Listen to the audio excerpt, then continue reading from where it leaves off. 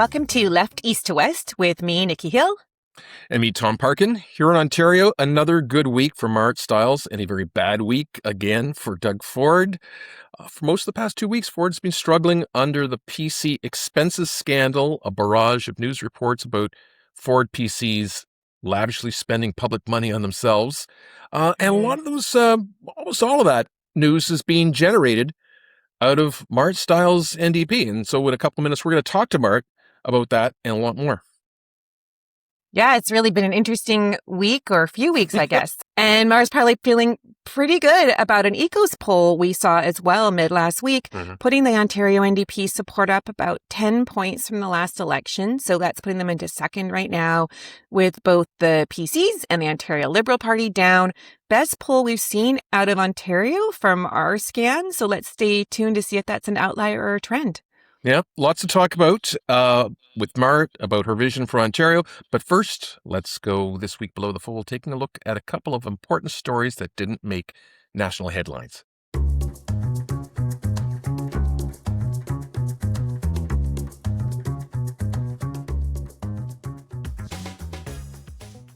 Nikki, what are you following that's under the fold? Well, we haven't given PEI a lot of airtime yet on the show, even though we're covering East to West. So let's talk about an interesting dynamic. I'm not going to pretend I'm an expert in PEI politics sitting here in BC, but this one did catch my eye and that of other politicos recently. But also PEI has had a lot of national attention this week with the Premier's meetings July 21st to 23rd and the falling out of that and coming with Trump descending upon us again and Premiers all being together for the Council of the Federation, then First Ministers with the Prime Minister. And we also had, even sitting out here in BC, a glimpse of the beauty of the province at the same time with the volume of decision makers really descending upon the province. So there's a lot above the fold, though, on the Prime Minister's meetings with the Premiers and the Premier's meetings with key stakeholders. So we're going to talk about PEI provincially instead. So on July 13th, so a few weeks ago now, there was a by-election that caused some political chatter, and it also caused the resignation of the PEI Liberal leader, Robert Mitchell, after he lost his second by-election. But some speculation on the favorable wind in the sails of PEI's Green Party is mostly what we wanted to touch on today. So I think PEI politics has had a traditional political path familiar to other provinces. Two parties, in their case, the Liberals and Progressive Conservatives, taking turns governing. Sounds really familiar sitting here in BC. While everyone else is trying to break through, including the Greens, who have had a lot more success on that front in recent years in the province. So with that by-election result, it puts the Greens tied to the opposition Liberals at 4 seats apiece. So we're not talking about tons of seats here in PEI, but still bringing in the Greens into that opposition frame. And the governing Tories actually only hold 18 seats, and there's one independent for context for folks. And if you were wondering, there are no NDP MLAs in the PEI Legislative Assembly, and the NDP's actually only ever elected one MLA in the party's history. So that's former leader Dr. Herb Dickinson in 1996. But recent polling, and I think, this is not uncommon with a lot of premiers right now, but recent polling showing some really high voter dissatisfaction with Premier Rob Lance and the governing Progressive Conservatives.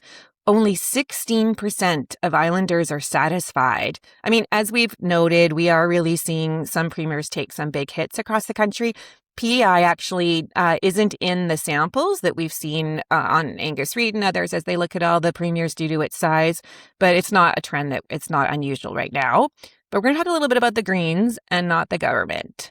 So I think analysts have looked at the PEI Greens mostly as a uniquely strong provincial Green movement. Certainly Greens are active federally and active in different provinces. BC has a pretty strong Green Party movement as well over the years, but has only gone as high as a couple of MLAs in the past.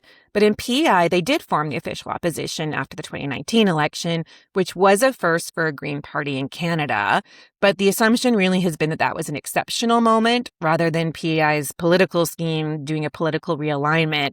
However, this new by-election result is giving some suggestion that that may be accelerating, as our polls will chat about.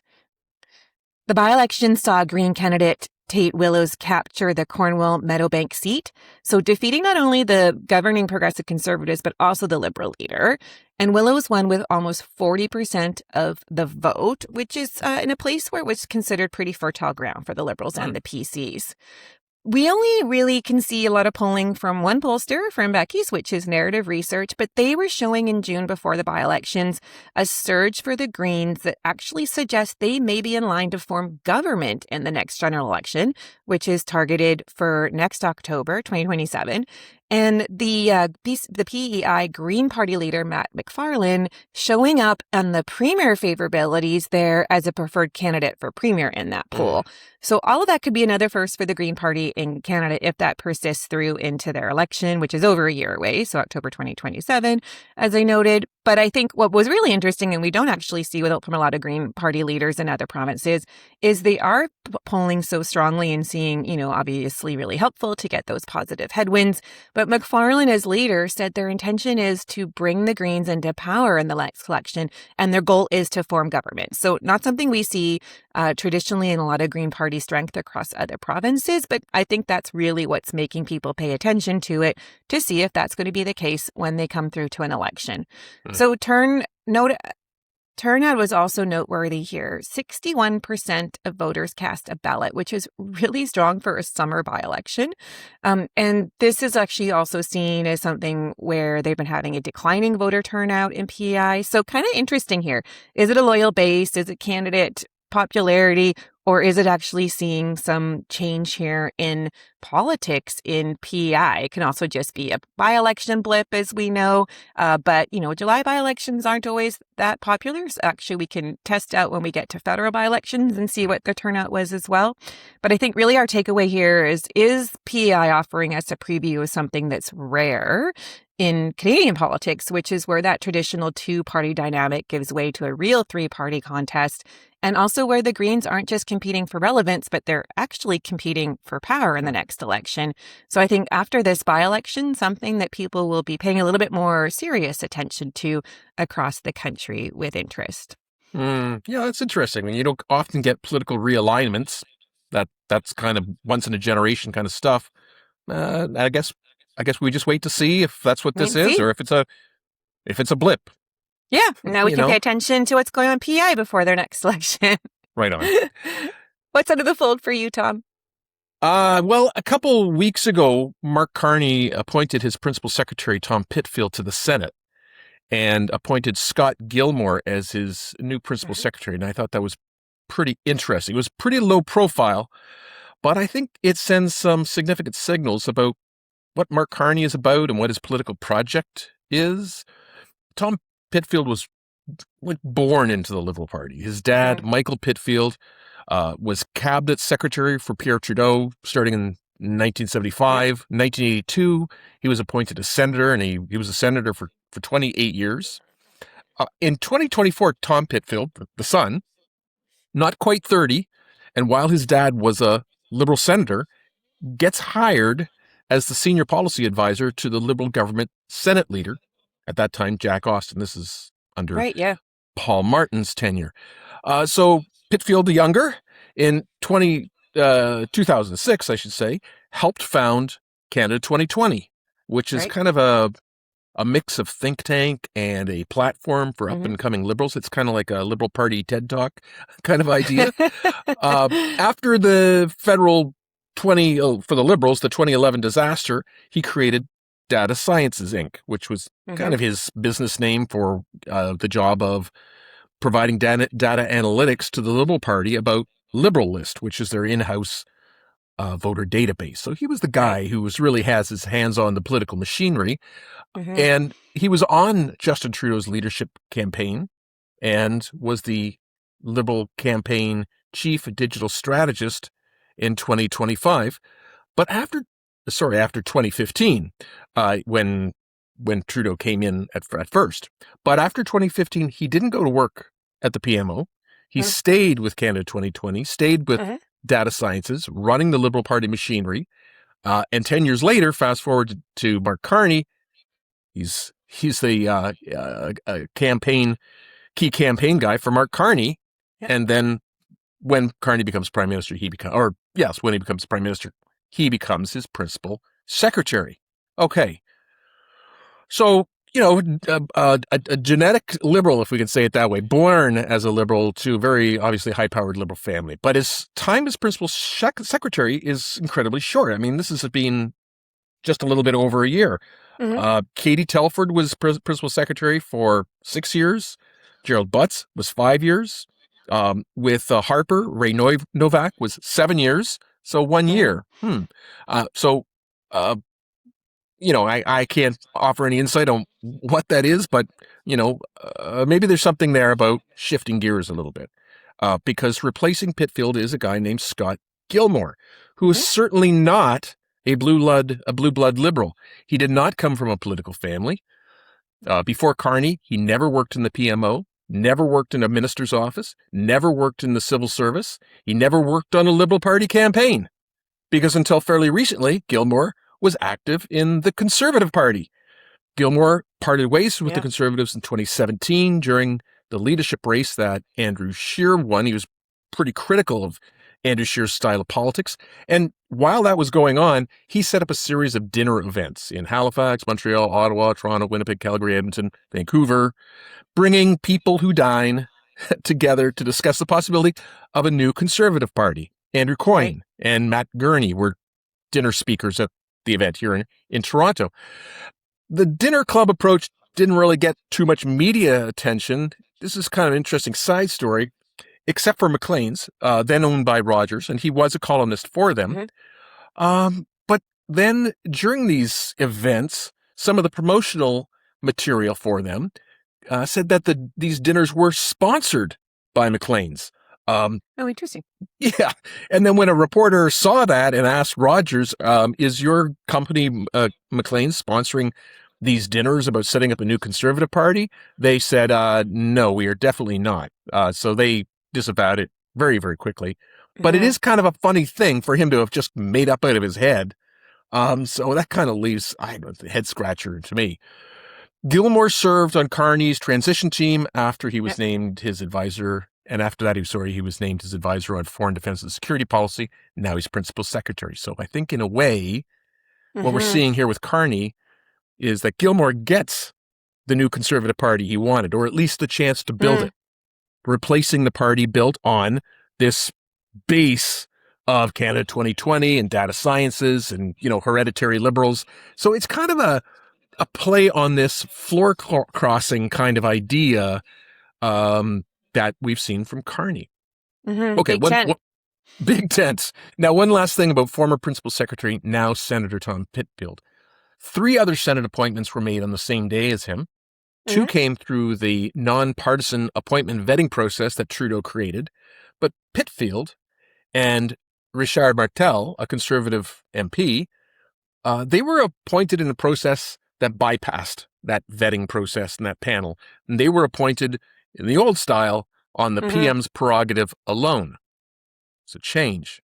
Martel's qualification for the Senate seems to be that he won his riding of Chicoutimi-Lafjord with just 1,500 more votes than the Liberal. So a by-election looks like a good shot for a pickup by Mr. Carney's Liberals, or whatever they are. So the other partisan appointment also appears to be something in this floor crossing strategies. Pitfield's Senate appointment led to some media speculation that Carney was going to revive a Liberal caucus in the Senate, but in an interview 10 days or so ago, Senator Pierre Moreau, Carney's representative in the Senate, said, no, that is not going to be happening, but he did say 2 interesting things about what will be happening. First, he said, in the future, Carney will make both nonpartisan panel-vetted appointments and also continue to make direct partisan appointments on his prerogative alone, the old style. Yeah. So the second thing he said that was interesting is that he believes Carney will be appointing more Conservatives, like he just has. Moreau's spin was that this is Carney being fair because there's only 12 sad and lonely Conservative senators left, and the Senate needs to be balanced and yada, yada, yada. I don't honestly believe that. I think the much more likely reason is that this is a great signal to conservatives who would like a nice title, a nice office and staff, and $185,000 a year plus to do a bunch of kind of busy work. It's kind of more of the floor crossing strategy. He's got 6 Senate vacancies still, even after appointing these 4. So that's 6 sweet carrots to dangle in front of lots of conservative donkeys to, follow the analogy, as Carney's new principal secretary, Scott Gilmore, tries to build his new Conservative Party, the one that he's wanted. So I think that might be a big clue, all these pieces together, about, what is the political project of Mark Carney? You were just, Nikki, talking about permanent realignment versus temporary blip. Yeah. I think he's going for I think if this theory is correct, he's going for the permanent realignment by savaging and hollowing out the Conservative Party. Yeah, and he had some other shifts in his office recently, too, with Braden Cayley, who's going to run in the seat that Jonathan Wilkinson's vacating. Braden also, former Canada 2020 head. And so, we are seeing some of those long-term staffers sort of shifting around in for new opportunities. So interesting to see. And I think on the policy side, we're seeing a mix of that sort of traditional or maybe more Trudeau-era process around things like funding, and a little bit more of the political granting coming back into the scene. So we'll keep watching it. More carrots to dangle. Interesting side note, Jonathan Wilkinson was a New Democrat at one time. So, not in West Vancouver. No, he was in Saskatchewan. He was a staffer for the Romano government way back when. But just interesting that, so kind of a left liberal gets moved out, and we're seeing this, this move to a more conservative staffing. Yeah. I'm not sure if Braden Cayley talks about it anymore. He might get mad at me for saying it because we're old friends, but he's also a former New Democrat. So. Oh, is he? Interesting. Yeah. Yeah, that's how I first met him. From British Columbia? Yeah. Yes, I'm sure he's fine with it. He has he'll lots of New Democrat friends. Yeah. He can be a senator one day too, maybe, but he has to become a conservative first. I don't think that'll happen. We'll see. Okay. Okay, well, let's take a quick break and we'll be back with Marit Stiles. Okay.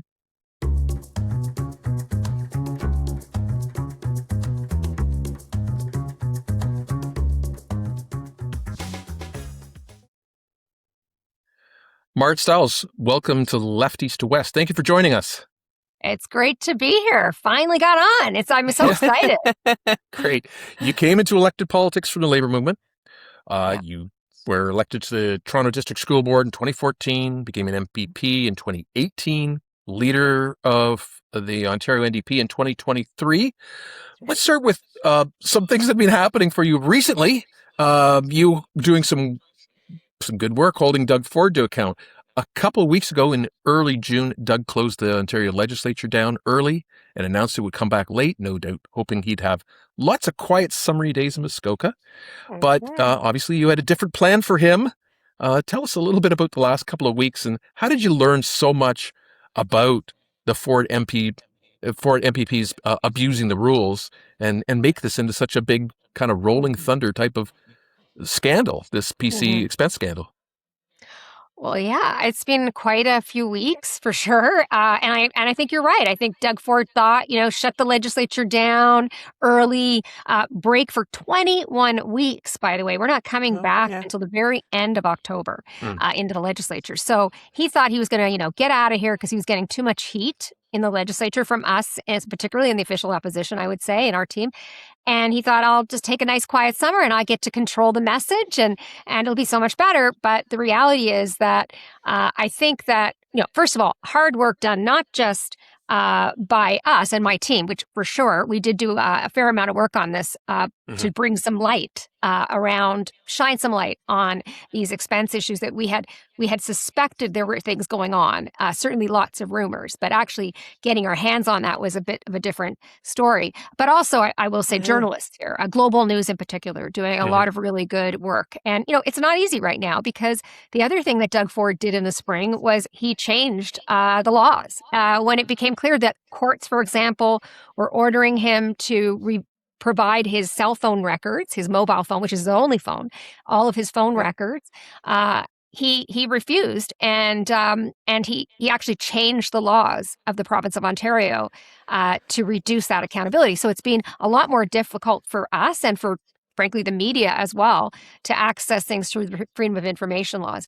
So, but we didn't really have to make it anything, because I will say, I think that the reality in Ontario right now is that with people struggling so much to just afford the basic things like groceries, it just, the idea that politicians, government officials, in this case, many of the ministers, were expensing very expensive hotels, for example, on the taxpayer dime. That just seems wrong, and it seems like a choice that they're making. And really, they're poking Ontarians in the eye, right? So we didn't have to make it really an issue. I think Ontarians, what I've seen is that Ontarians have been just furious about it. And I think the other reason for that is that it comes on the coattails of Mr. Ford, the premier, trying to buy himself a luxury private jet. And that $30 million jet, people out there, and the fact that he then went on a pity tour to say, oh, poor me, I can't have my luxury jet. It really, for a lot of Ontarians, I think it really showed them a side of Doug Ford that maybe they hadn't seen before. And so here we are, again, with a government that, let's not forget, a premier and a government that came into power in 2018 and said their whole line was, the party on the taxpayer dime is over. But the reality is it just moved now over to luxury suites in downtown Toronto. Yeah, I mean, even here in BC, we obviously hear a lot about Doug Ford scandals, and the first big one being the Greenbelt scandal, which you also unearthed, fed to the media, pushed forward by demanding investigations from Auditor General to Integrity Commissioner, resulted in the whole plan being reversed. Can you just go through how your team played a key role here? How did it get all pieced together? Well, I mean, first of all, I will say, it came together because we knew there was something smelled wrong about some of the legislation that the government was bringing forward. So Doug Ford had started out back in the 2018 election saying, I will not touch the Greenbelt. And then video had emerged showing him actually saying, to a bunch of developers, we're gonna divide up the spoils here. The green belt will be divided up for all of you. And so we kind of got caught on that a while ago, and then we started to through freedom of information requests, find evidence that the government, that actually ministers and people in the premier's office had been meeting with developers.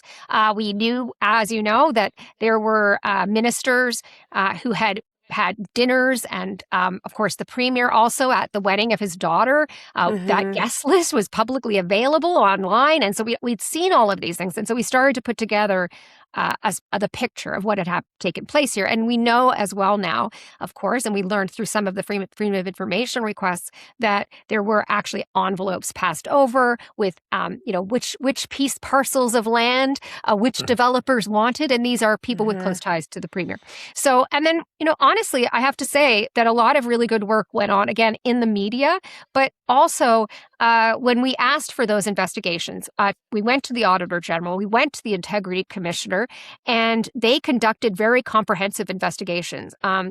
J. David Wake, former Justice David Wake, who recently just passed away, sadly, actually, he did an incredible job and brought to light a lot of the background.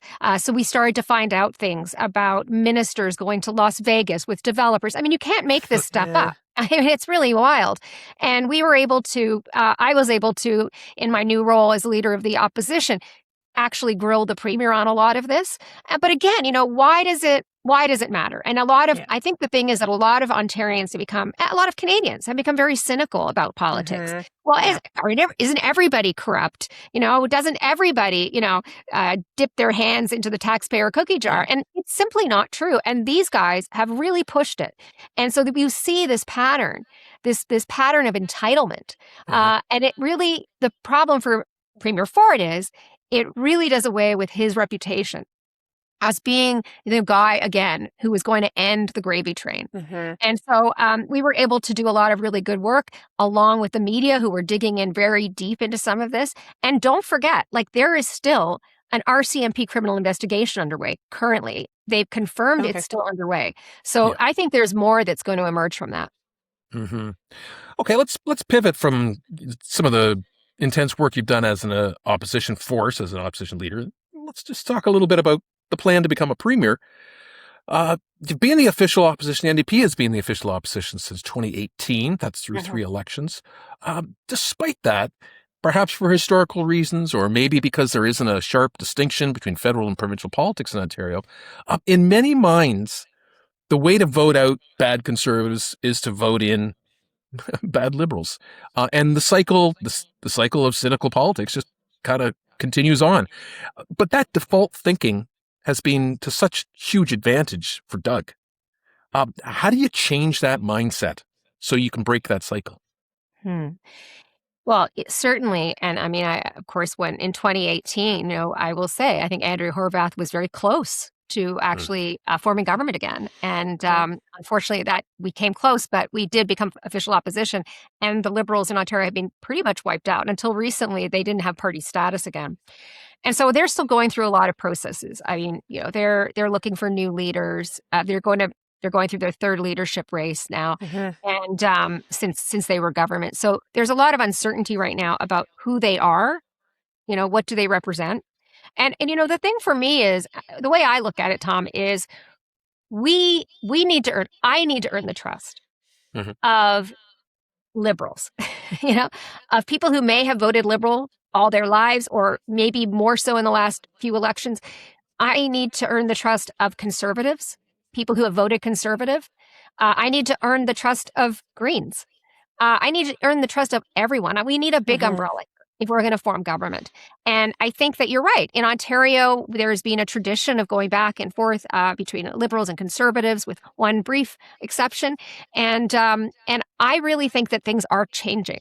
I see it on the ground. I see it in the way that people are shifting the way they're thinking. For one thing, they are, as you mentioned, they're tired of Doug Ford's corruption. They're tired of these endless scandals. They saw that under previous Liberal governments as well. And they're really, really concerned about affordability. They're really, really concerned, and they share this concern about life being so expensive. And I do think that we are the only party that is actually talking about those issues right now. There's no question. And I'll tell you, on the doorsteps, myself, our MPPs who are out there all the time, talking to constituents, listening to people, the number one issue, without exception, is everything costs so much. Groceries cost so much. And no one else is really talking about those issues right now. And I think that for us, the key here is to not only, of course, always, we're going to shine a light in the dark corners of the Conservative government, and we are going to bring some transparency and accountability back. But also, we have to deliver real solutions. And I guess that's the other thing I would say is, my motto is we can't only oppose, we have to propose. We have to have solutions. And so that's why I think we've been very focused, and you'll see it in the work we've done on delivering proposals that bring back hope. Government is not helpless. Government can find ways to address the cost of groceries. Government can actually address, what we're seeing in terms of the slide in our healthcare system or our public education system. We are not helpless. And I think that that's really critical, that we bring that hope back to people, that people understand that it doesn't have to be governments that are focused on, the whims of a premier who is living a luxury life right now. They need a government that is actually focused on regular people, on working people. And I don't think that there's anybody else right now in Ontario politics that's offering that hope and those solutions. Yeah, let's dig into that a little bit too on the voting side. And certainly, not a dynamic that's limited to Ontario. And I think in BC, we've seen a lot of that lean into particularly federal Liberal voters being really important in the last provincial election. Probably, when we get to an election next time, that same scenario will come in because we still, function between two parties right now. But, in BC, we think of ourselves very much as a region with our own political dynamics. Of course, other provinces do as well. We're all special. But it seems like Ontario voters don't really think of themselves as much as a region or distinguish between the federal provincial Liberals as much as in other provinces. And maybe because there is still that brand awareness, which does create some of that, tricky terrain for you to navigate, because you're trying to remind people about the behavior from the Ontario Liberals and their history. At the same time, we're in this space, particularly, this week where we're all Team Canada, want Prime Minister Carney to succeed against Trump, all the premiers coming together in that effort as we face new tariff threats. So as premier, you're going to need to work with the Liberals and Carney's government, but you also need to be able to figure out how to compartmentalize some of those feelings about Ontario Liberals and how the role that they play. So how does that, really play out for you? How do you cross that path, or can you change the terrain in Ontario? Well, I think that I don't think I think you're right about some of that. I think that Ontario, I was born and raised in Newfoundland, a place that thinks of itself, and absolutely is, very Newfoundland and Labrador, very unique place. And no question, I grew up thinking of myself first as a Newfoundlander and then as a Canadian. And I think that a lot of Ontarians don't see it that way. But I will add just one other piece to that, which is in Ontario, though, there are, people will identify themselves as a northerner, or I'm from the Southwest. I'm a person who lives in the GTA. Like I think there are regional issues within Ontario. They're very distinct, and of course, everybody who's outside of Toronto generally is not a fan of Toronto. Canada. I live in Toronto. I love it, but I also understand that, absolutely, because it is true that Northern Ontario has been left behind. Many regions have been forgotten. I even hear it in Eastern Ontario. People say, nobody ever thinks about Ottawa. Ottawa just had historic floods, and our MPPs there could not get the Minister of Emergency Preparedness or Management on the phone at all for days. It was weeks before the provincial government showed up. They are actually quite forgotten by this government in particular. And I will say, this is the interesting thing about Doug Ford and his government, is they are very Toronto focused, actually. And he is a Toronto obsessed. So that's a very interesting thing. But I do agree with you. And I think there is that sense of, people will vote, as like federally, they'll vote Liberal, and then they might vote a different way provincially. And we see that across a lot of Canada, right? And I guess what I would just say, and how I'm thinking about things, especially lately, and with an aim to defeating this government and then replacing him as premier, is that people don't think necessarily in those partisan terms. And I think that to some extent, it isn't about party lines, anyways. It's about people. It's about people needing, as I mentioned earlier, affordable groceries, not seeing the jobs and the opportunities that they once saw in the province of Ontario. I mean, I came here, like a lot of people came to Ontario and to other parts of the country from Newfoundland, because at the time there were not opportunities. There were very few jobs, and it gave me a lot of opportunity. And I understand that. But I think that most people, and I will add this, I do not think actually as a country and as people in Canada and in Ontario, we're as polarized as we think we are. I think most people want very much the same things. They want a good life for them and their families. They just want their kids to have an opportunity. Frankly, speaking as a parent who has two now grown daughters, you want your kid to be able to move out of your house and hopefully be able to afford their own place. The basic things. And that's kind of what we want. We want to know that when we're sick or someone in our family is sick, that there's a healthcare system there that's going to serve them, that's going to care for them. These are really basic things. And I actually think that's what most people want. And I think that what has happened is that certainly we've seen it happen before, that Liberals will say, look, there's only one option. You only have one option. And to be honest, I think in both cases, the bar has been so lowered. People's expectations of government and politicians are so low. And that was done intentionally. Doug Ford in particular, his type of government have reduced expectations of government to such a low that people don't even think their vote matters anymore. So again, I kind of go back to that. That is our dilemma. It's getting people to understand and to believe, like we do as New Democrats, that actually government has a role to play in those very basic things, in addressing those very basic things. And that includes as well, I will say, and as we're facing these latest threat of tariffs from Donald Trump. There is this a time for unity. There's a time for unity, but it doesn't mean that we can't actually continue to demand more and better from our governments and our leaders. There's nothing wrong. This is a democracy. We need to hold those people, all of them, including myself, to account. That's an interesting thought about the idea of, Ontario unity, or there being one Ontario. Because you're right. I think you're right. It's very, people here feel regionalized. Yes. And they don't, a lot of parts of the province, they don't get the same level of service as Toronto. But even people in Toronto don't get the same as other neighborhoods. Absolutely. So it's Scarborough, for sure. Scarborough, For sure. some watching will know Scarborough. Scarborough is like always left behind. We're facing a by-election now in Scarborough Southwest, and I hear this all the time on the doorstep. Like they have been left behind, and you see it in like rural communities where you can see like right now in a lot of, particularly in southern Ontario, those rural communities have voted Conservative for a long time. Rural Ontario has been left behind. Rural Ontario is struggling, and and they're not getting anything for these governments that they keep electing. Well, so the next election, 2028 or 2029, I guess. Fingers crossed. Yeah. But you're already out there. You're talking about raising expectations. You're already out there with some policy papers on jobs and affordability issues that start to show what you would do as premier, what you would do different.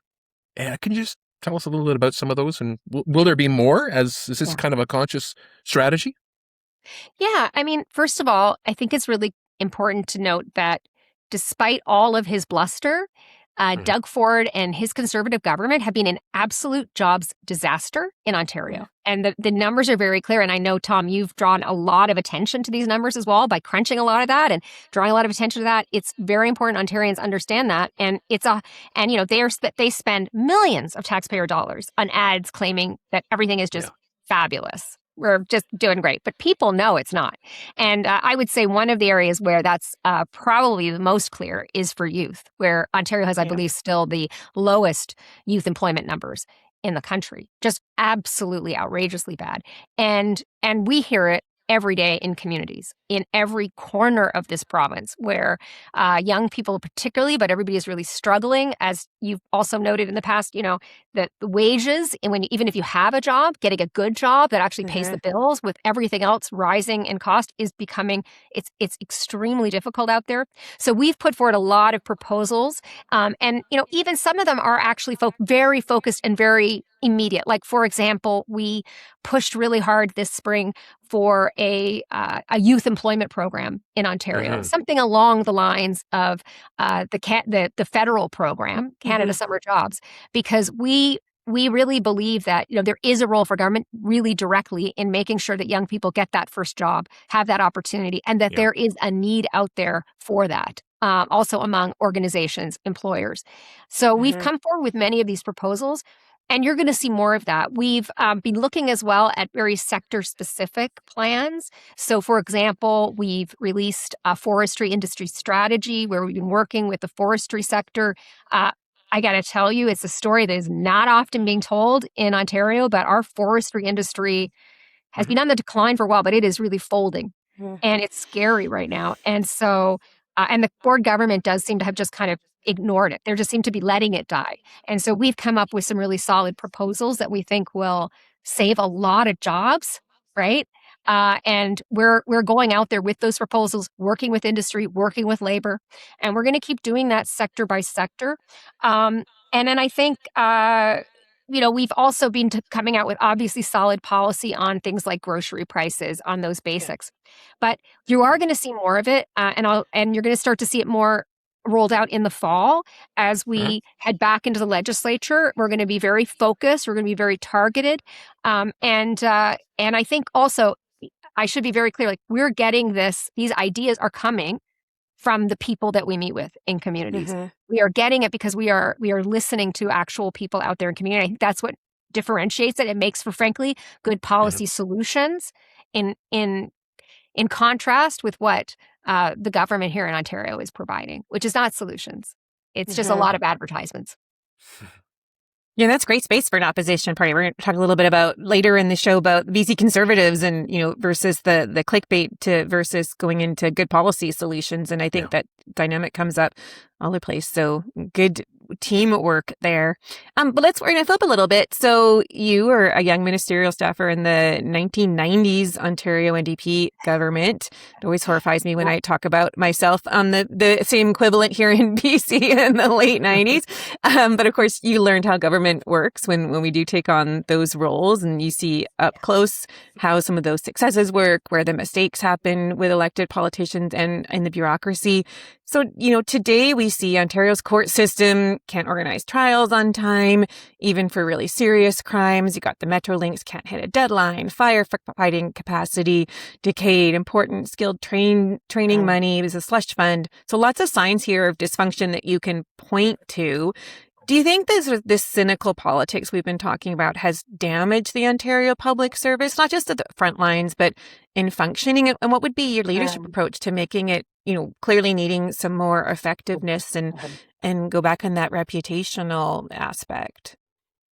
Yeah, I mean, it's interesting, right? Like right now, I would say, first of all, there's a ton of just fantastic, great people out there in the Ontario Public Service, and it is very obvious when you look right now at the wildfires that are burning in northwestern Ontario. Yeah. I was just up in Thunder Bay this week, and I was, I met with a few wildland firefighters. We've been working very closely with them actually for years, trying to get the government to both restore some of the funds that they've cut from wildland firefighting, and also to develop a longer term strategy, which is completely missing. But so as an example, I'd use that as an example here, because the truth is that the Doug Ford and his government have been gutting the Ontario public sector, the public sector for years. Yeah. They have been gutting it. It's been sort of systemic, and unfortunately, we are seeing the results of that, as you mentioned, in many respects. Whether you're talking about the failures, the delays, the cost overruns of these P3 projects that you see under Metrolinx, the disasters that we've seen unfold in other projects, the state of our healthcare system in Ontario, the state of our public education system, this chipping away. And I have to say, I am one of those who, to some extent, believes that this was the plan. Yeah. When it comes to healthcare, they're interested in privatizing big chunks of our healthcare system, and they have been on that track for a long time. They do want it to sort of fail so they can figure out how to, give their buddies a few contracts on the side, or carve up our public healthcare and education systems.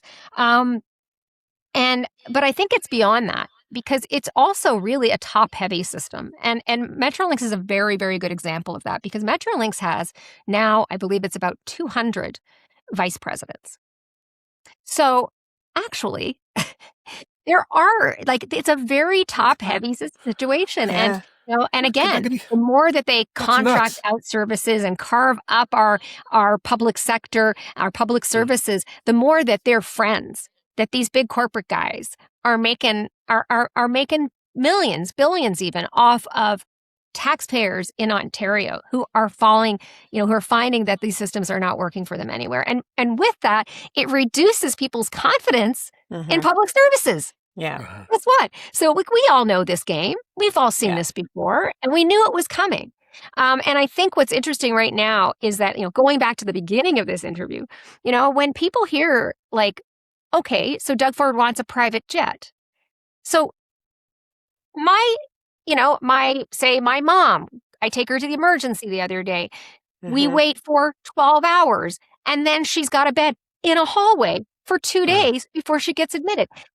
Something is deeply wrong in our system.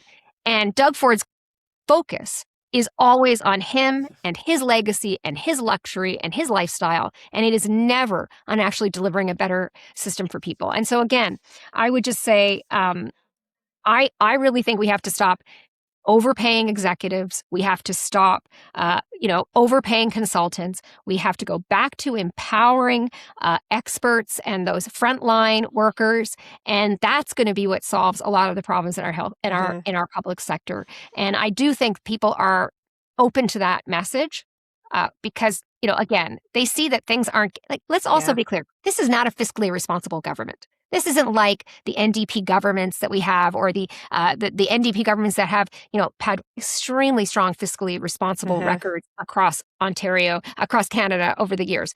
This is a government that is racking up just massive debt, and it is actually a very fiscally irresponsible government. And 200 vice presidents at Metrolinx certainly paint that picture. That's a lot of salaries. Final question, Marit. If you can break this cycle of cynical politics, where do you want to take Ontario? What are some of the key steps you think need to happen to get people in all regions feeling, hopeful about this place again? Yeah. Well, I mean, first of all, I want to say I don't think people are asking for very much, and I think that getting back to some of those basic things is really what matters for people. So you'll notice, like we've talked a lot about. I've talked just now a lot about the price of groceries because that is what I hear at the doors every day. So I think we have to really dig in, and we will be digging in on delivering what regular people need right now. They need things to be a little less expensive. We need to make sure that like the big grocery giants aren't exploiting people and jacking up the prices. Like we have to get this under control. And then I think as well, that's things like controlling rent, which is, I would say, used to be at one time seemed to be an issue that really resonated in a place like Toronto, but now is an issue everywhere across this province. But the other piece of it, I guess, is so we're going to remind people about the good things that government can do in all of those respects, in healthcare, in education, and in just managing the cost of things. But I think the other piece you nailed there in your question, Tom, is that these regional differences are really important. So people in Northern Ontario, they need safe highways. And, we did a tour this year where we highlighted that number of our northern members of provincial parliament and myself on the road, actually explaining to people why it matters when these highways shut completely down, and the lives that are being lost, and the people who have paid a price, and we're going to fix those highways. And we're going to focus on the actual priorities of people in Ontario, whether you're a farmer in southwestern Ontario or you're somebody living in the Ottawa region, whether you're a northerner or somebody living in Scarborough or downtown Toronto. Actually focusing in on those very specific things that people have felt left behind on, I think is going to be really important. And ending these absolutely ridiculous projects that this premier is obsessed with that actually deliver nothing for people.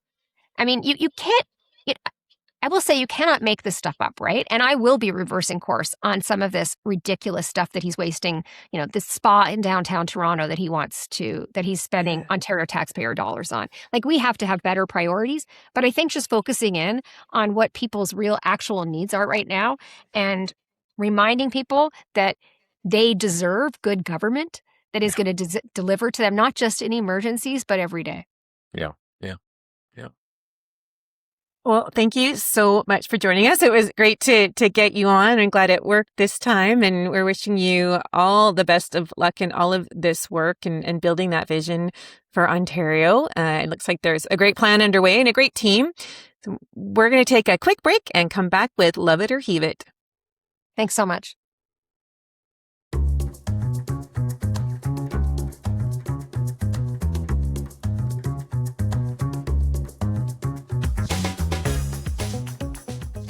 Before we wrap, we're coming to the part of the show that we like to call Love It or Heave It, about something you love and would like to keep or something you'd like to heave and forget forever. What's on your mind this week, Tom?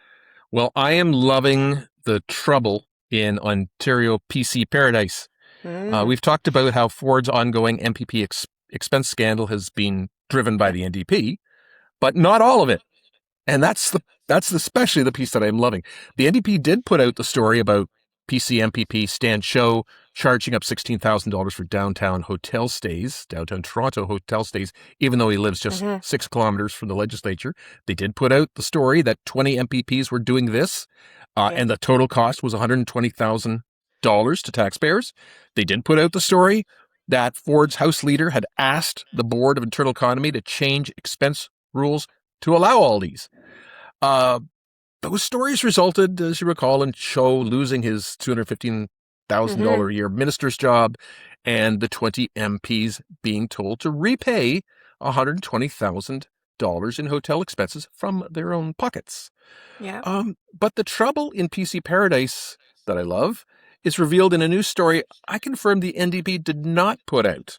Last week, midweek, Global News reported and quoted from an email from the Ford government whip to Toronto PC MPPs encouraging them to stay in hotels overnight during night sittings. That story was not from the NDP. Somebody else supplied that story and the email to the reporter, presumably a PC MPP who received the email and wanted to take a swipe or snipe at their own party for, I guess, feeling like he'd been betrayed, right? Yeah. Go ahead and do this. Oh, wait a minute. That didn't work out so well. Now you're going to pay. Okay. So some bad feelings here. Not everyone singing Kumbaya at the Doug Ford camp. So, Nikki, we'll see how this one develops. Just one other, I think, tactical thing tied to this is noteworthy. Doug Ford is certainly going to think twice before he tries to use night sittings again. He's used them to push through bills and reduce the number of sitting days, less question periods. Right. But if he uses night sittings again, he'll dredge up some unhappy memories that his caucus, he'd prefer his caucus for death. That's probably good news for some people not to have so many night sittings. It was a tactic that they were obviously using to reduce exposure in the legislature, because when the legislature's in, it's tough on governments, right? Because they have to answer questions. He likes his long summer breaks where he hides. So it's going to be less easy for him to do that now. Don't we all, Doug? Okay. What about you? What are you loving or heaving this week, Nikki? Well, I feel like this is in my permanent rotation of heaves, but I'm going to give another heave to disinformation for political gain, or maybe it's just for clicks, and then the confusion and the polarization it causes in public discourse. So, we've talked about this on the show, not new, certainly a growing debate, I think, about how political messaging crosses over into misinformation. So how parties use some of the issues they're trying to push and get them out there. So, last week, the BC Conservatives posted on their social media, I think it's still up there, even though it's been proven to be incorrect, that they had succeeded. So it was a victory lap that they'd succeeded in pushing the BC government to discontinue funding for a program that, unfortunately has been in the crosshairs for a while, both of political debate, but also misinformation. And that is what we call SOGI. It's the sexual orientation and gender identity programs in our school system.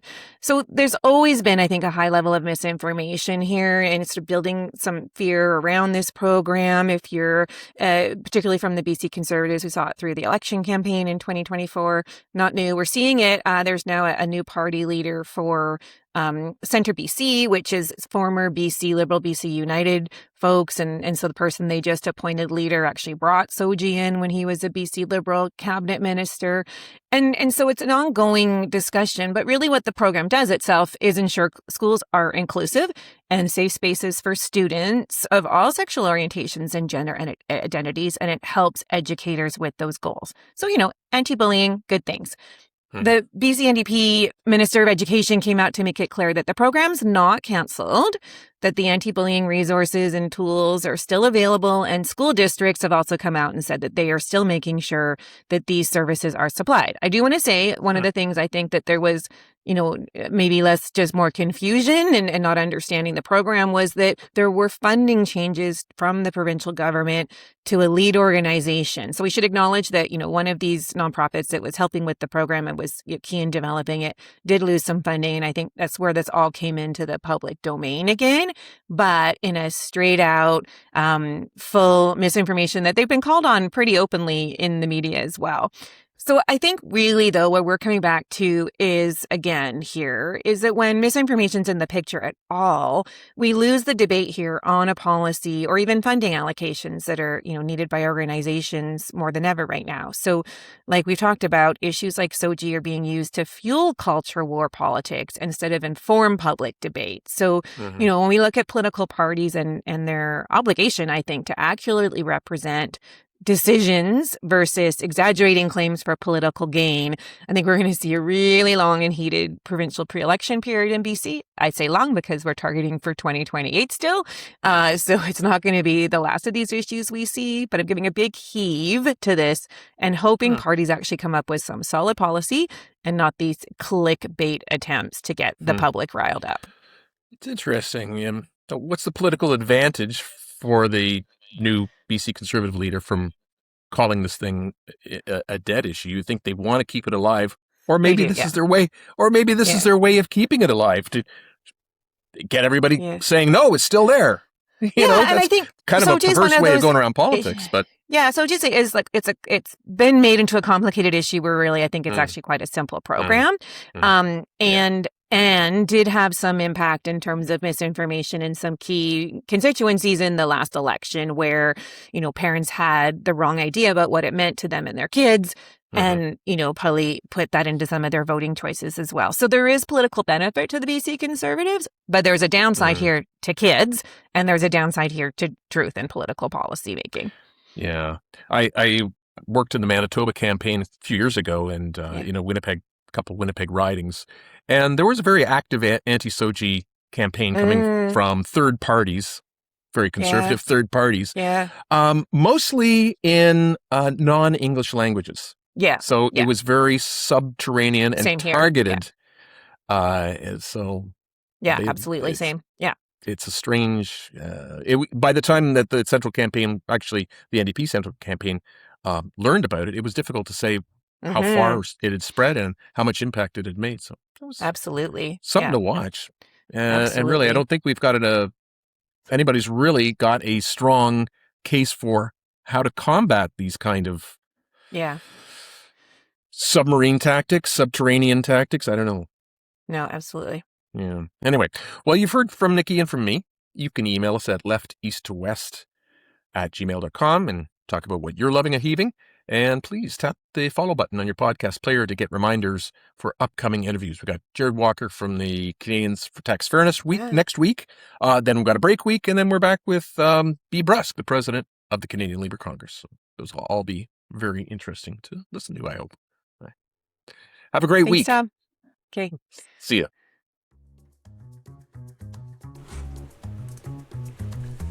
Thanks for joining Left East to West with hosts Nikki Hill and Tom Parkin.